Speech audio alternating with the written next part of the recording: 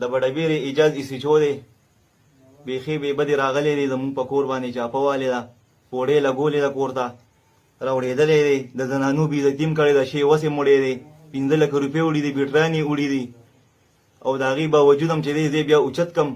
بیخي بې بدې دا قرآن دی زه په دې قرآن لاس ایږدم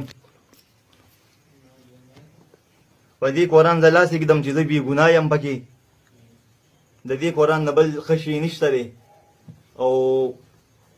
دا دې سینې ته مې مې رانږدې کړی دی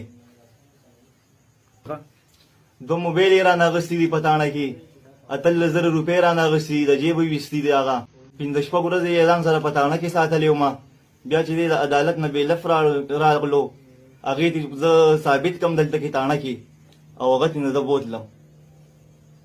زه د IGP نه او د خپلو افسرانو نه انصاف غواړم چې ما ته د خپل حق میلو شي چې داسې وړي دي زما د کور